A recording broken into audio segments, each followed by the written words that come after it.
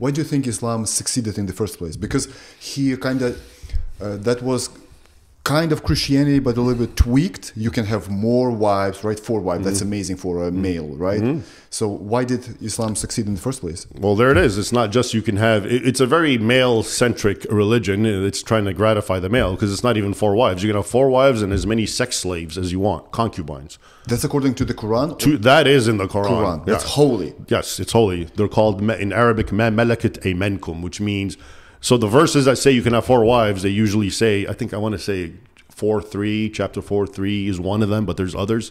But it says, you know, you can have as many as 4 wives, and ma malakat aymankum, that which your right hand possesses, which according to Islamic exegetes means that, you know, female infidels that have been conquered in war, sex slaves, limitless number.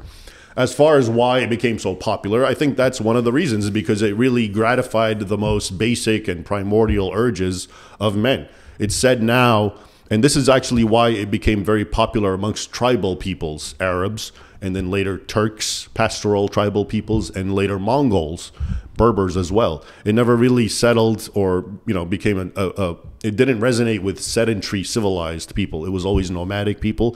And the reason is because those people were already tribal. To be tribal meant it's us against everyone else. Everyone else is the enemy, and it's our duty to attack them, kill them, enslave them, plunder them. Okay, that is good. So Muhammad's genius, if you will, is that he took the same tribal mores of his society, 7th century Arabia, but re-articulated them in a theological paradigm. So now it wasn't just, so from I attack, it's us against them. Now it became, yes, it's us against them. But them, us was no longer the blood tribe. It was the Muslims, the Muslims. And them was the non-Muslims, even if they are blood relatives. So even the Quran says, if you have to hate and war upon and distance yourself from your father, your mother, your brother, your sister, if they're not your sons, your whatever, if they're not Muslims, they're the enemy. Quran says so. Yes. I can, if we have time, I can pull out the verse for you. I think it's 64 is the main one. And it says, I'm paraphrasing, but it says you have a good example in Ibrahim of the Old Testament, Ibrahim to them. So the Genesis account of Abraham, God calls him out, and, you know, he leaves the pagan world that he's in, and he goes and finds the new nation of Israel.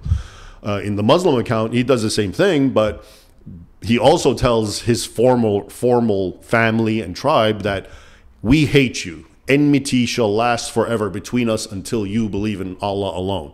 So that has sort of become articulated and codified in Islamic worldview. It's actually part of a doctrine called al-wala wal-bara, which I usually translate as loyalty and enmity, or love and hate.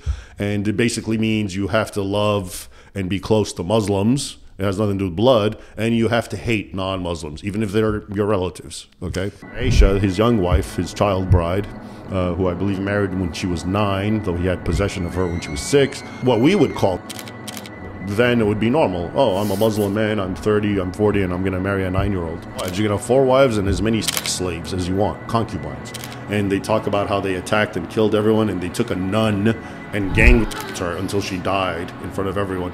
And the eyewitness says, and the Turks did this often to pilgrims. Jihad of the pen, jihad of the tongue, jihad of the money, jihad of the womb. And all of them are to serve Islam, to empower it over infidels. And the Muslim is one who submits. But if you really went to it, it was a political thing. I'm superior, I'm the warlord, you're joining me, you're submitting to me in what I say, which comes from God. And that was it. He claims he's from God, but his modus operandi, the way he behaves, is all about violence, warfare, plunder, you know, sexuality, you know, concubinage, etc. England, it's reached the point where you can't even say the truth about what's happening without going to jail. So obviously the rulers of England, whether they are British natives, hate and are warring on their own people.